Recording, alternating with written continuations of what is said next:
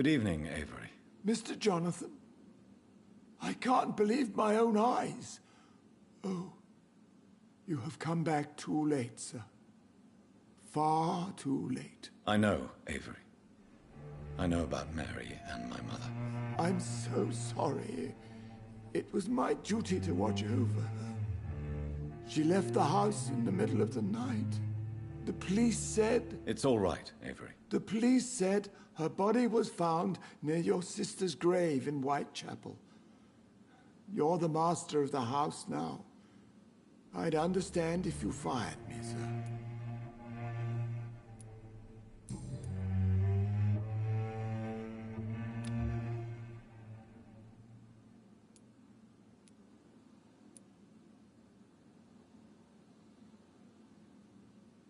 How was life in this house while I was away? It was sad, sir. Miss Mary moved here in July after she lost her baby and husband. So I stayed to serve both her and your mother.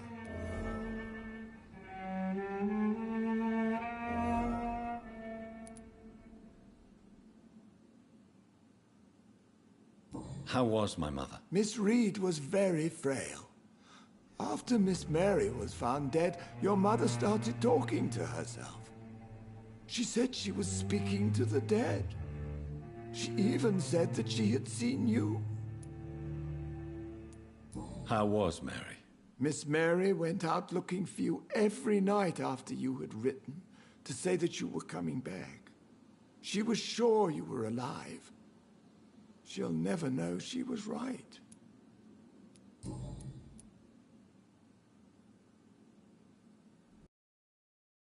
What is the situation in this part of town? For a time, the West End seemed spared by the epidemic. But the situation is getting much worse. Have you no relatives anywhere? I'll understand if you want to take a few days to see family. Your father managed to guarantee my earnings as long as I take care of this house, sir. My sisters are dead, and I've never met my nephews. I'll stay, sir.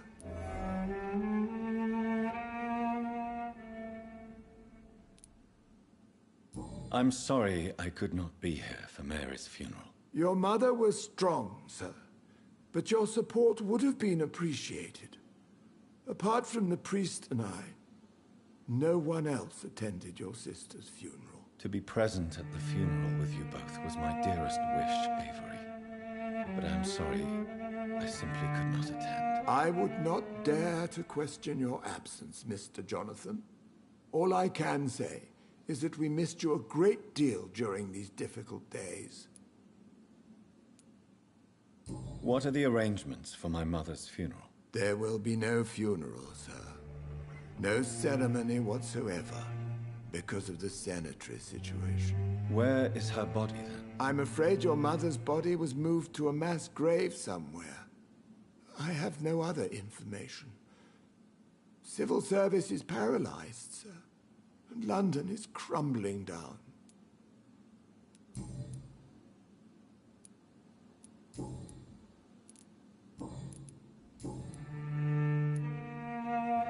Tell me the truth, Avery.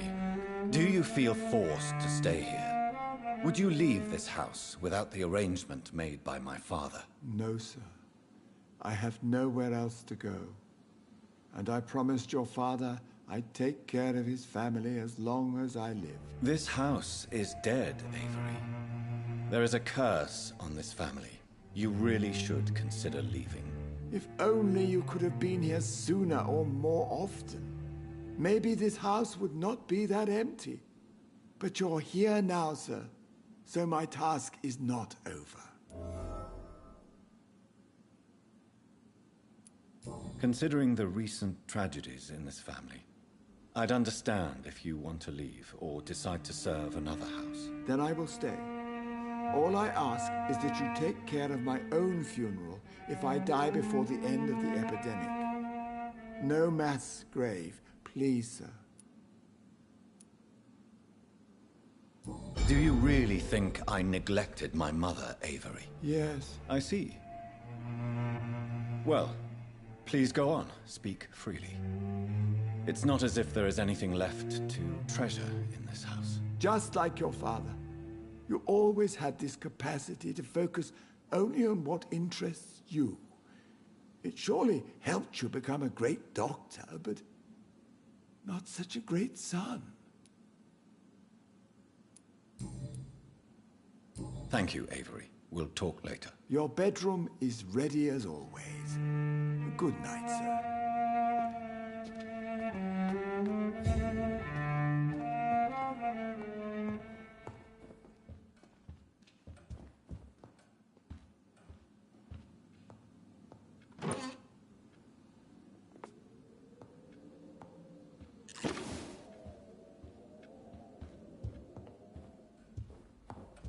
Who could have done such an evil thing? Poor Miss Reed. Yes, sir?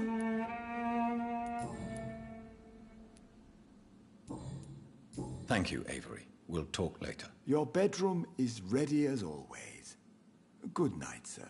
Oh, sir. What a terrible tragedy.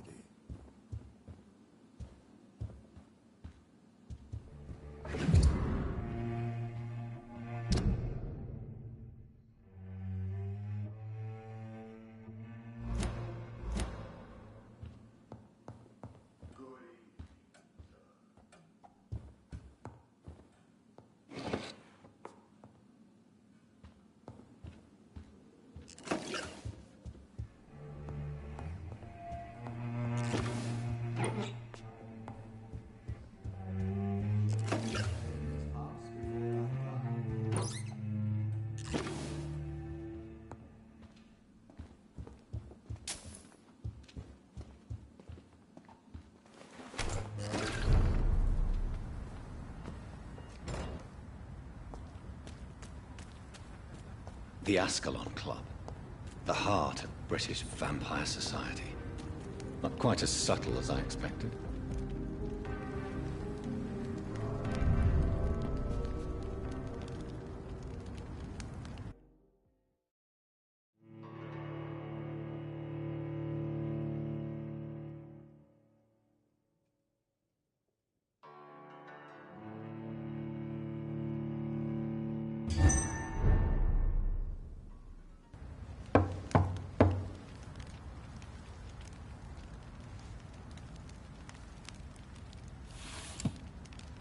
Do you know where you are standing right now? In front of the Ascalon Club, I presume. The Ascalon Club only summons or ostracizes. What is your business tonight? I received an invitation. I'm Dr. Jonathan Reed.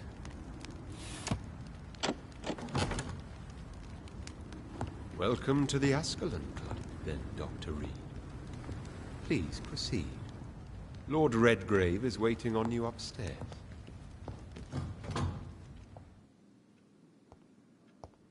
Welcome to the Ascalon Club, then, Doctor. There has been quite a battle here.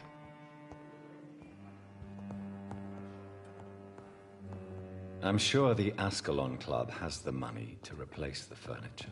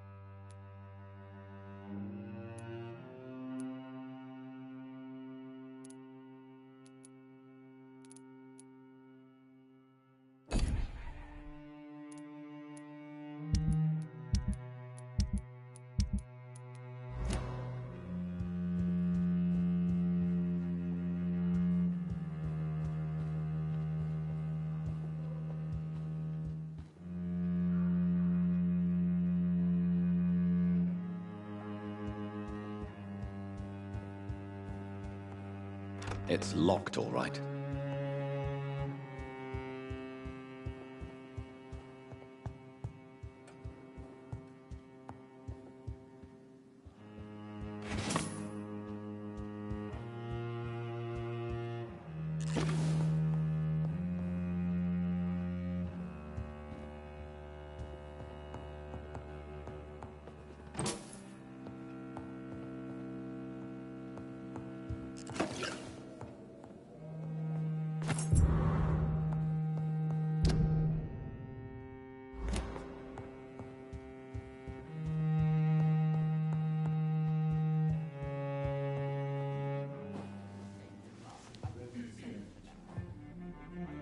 Good evening. We repel the intruders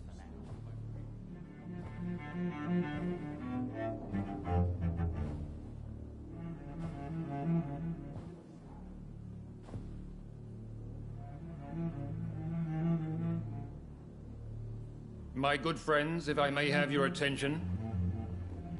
Behold our visitor, the good Dr. Reed. Newborn of blood so pure and strong that even my friend Fergal Bansher was no match for him. Hear, hear, hear! Come forward, young Ekon, for we have so much to discuss. Welcome to the Ascalon Club, Dr. Reed.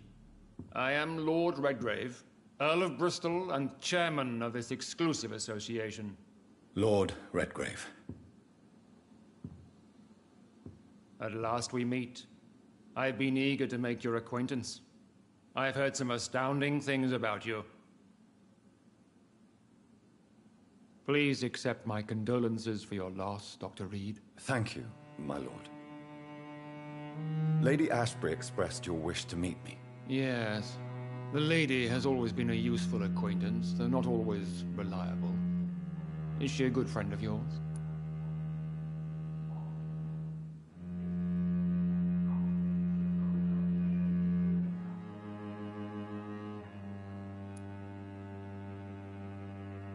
She's a close friend, and I'm honored that she feels the same about me. The centuries have taught me never to trust a woman completely, especially if she is immortal. Too prone to emotions, if you ask me. Too fickle when it comes to important decisions. My lord, do not expect me to speak ill of Lady Ashbury. Of course not, and I praise your loyalty. Would you offer the same fidelity to the Empire? What do you mean? I speak of the Skull Plague that threatens London and the country. You have been on the front line in the East End, but the time has come to open up a second front here. The epidemic has escaped the quarantine. You have new cases of the outbreak. We don't know for certain, but we cannot allow the disease to threaten the prominent heads of Great Britain.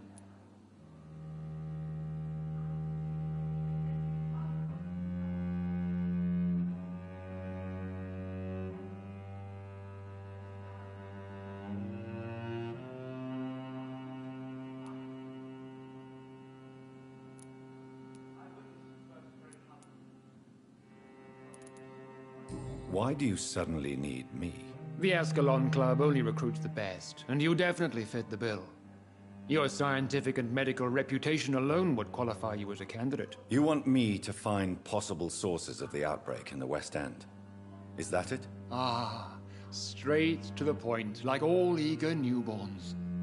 We shall have time to talk about all this, Dr. Reed, but first, I should like to get to know you better. Talk?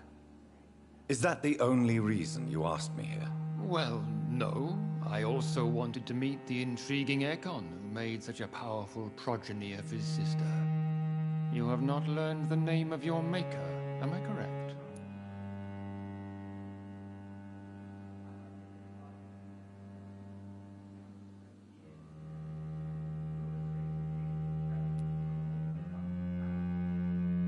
No, I haven't. Have no embarrassment, Dr. Reed. We all make mistakes. But whatever your lineage, you are definitely Ascalon material. What do you mean? I would like you to become a member of the Ascalon Club, and to serve me as such. Before I accept, I have so many questions. Please ask.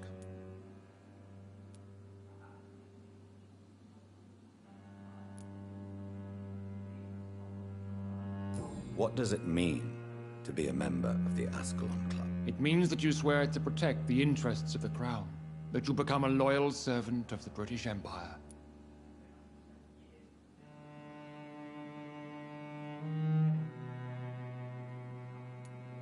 Am I supposed to follow orders? As founder and chairman of the club, I alone am entitled to make demands of our members. And I do appreciate obedience. Do you have any official recognition from the government? A charter from His Majesty the King? No. Of course, the Ascalon Club publicly supports the Empire, but the true nature of its members remains a secret.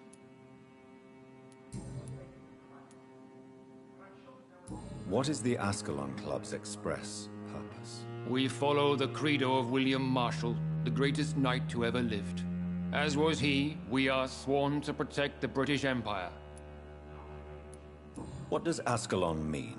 Ascalon was the lance wielded by St. George, glorious patron saint of England when he slew the dragon.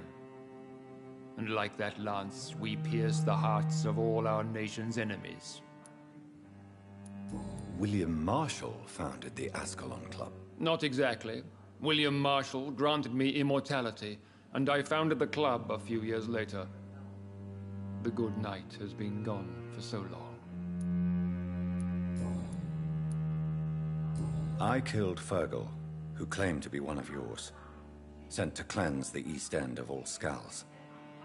Will his death be an issue? Do not worry. My priorities have changed.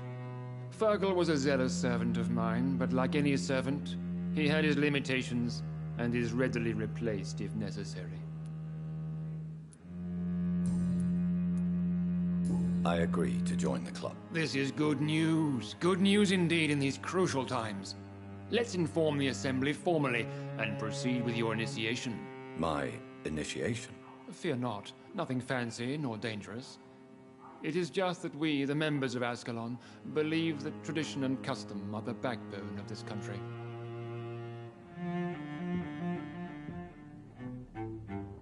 My fellow members, dear friends, please gather and welcome this Ekon as one of our own. Is he worthy? Is his blood pure? Well, speak, Dr. Reed, in front of the most sacred blood. The blood of our beloved William Marshall, speak now. Will you serve and protect the crown as he did? Yes, I will. Then, young Ekon, it is time to testify with your blood. It is time to sign the Book of Allegiance. I know it's awfully gothic and a tad pedantic, but England's traditions are the backbone of our nation.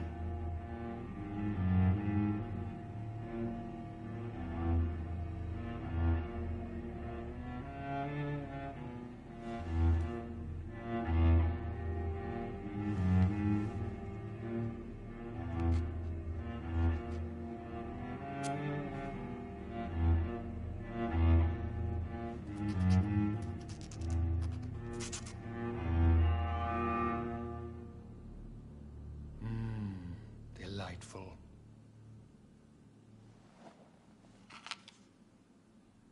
Welcome to the Ascalon Club, Dr. Reed. Take your place among the bearers of the lance. One of us! One of us!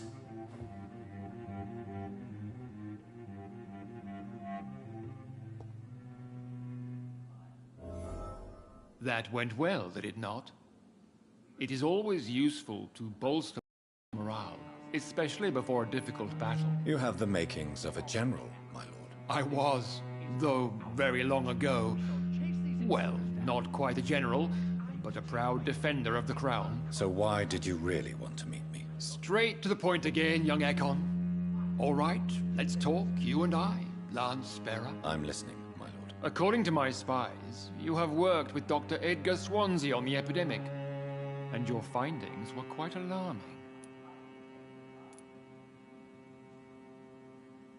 Do you know Edgar Swansea? Not personally, but I've been told he has some sort of immortal fetish and is a good friend of yours. Does it bother you that I consider him my good friend?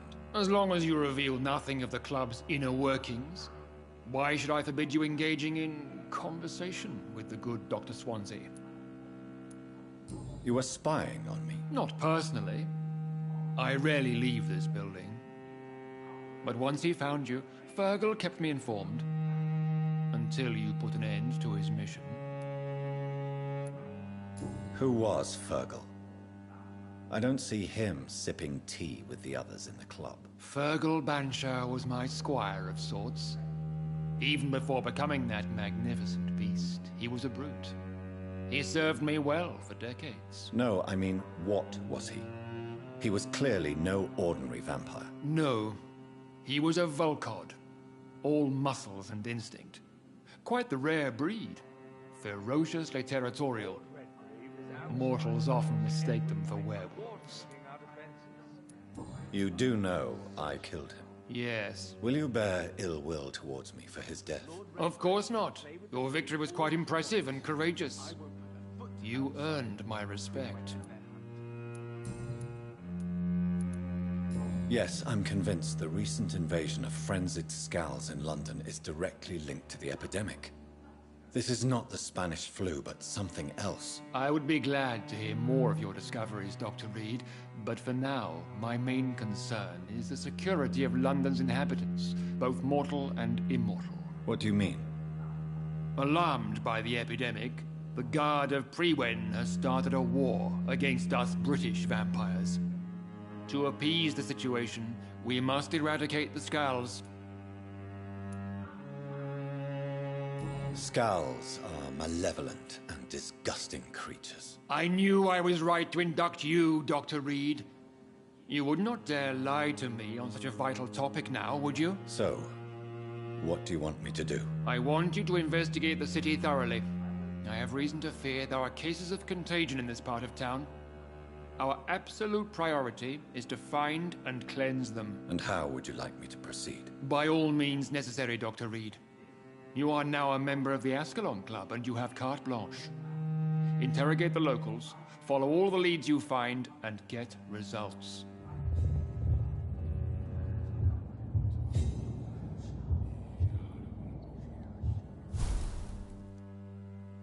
Have you heard the rumors of some horned...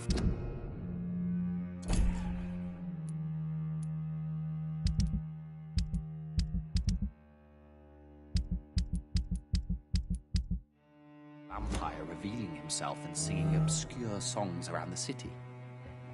What is this new malevolence? Skulls have been spotted. Investigation going, Dr. Reed. Time is our enemy. I have a few questions for your lordship. All right, but be quick. What can you tell me about the Great Hunt? It's a major concern, and I'm convinced we'll only get a satisfactory conclusion by putting an end to the epidemic. What about the risk of a full-scale attack here? Geoffrey McCullum is a daring leader. That is exactly why so many of our number have left the country until things improve. But not me. I founded this club. I'll die defending it. I have already met Geoffrey McCullum. I am certain he will persist until he has killed every last vampire. The Guard's current successful recruitment campaign is driven by the ravenous behavior of the Scowls. I see. So without the epidemic creating Scowls, the Guard could not convince anybody of our presence. Exactly. Once we have put the epidemic behind us, we need only wait until the Guard grows old and weak. Time will once again become our ally.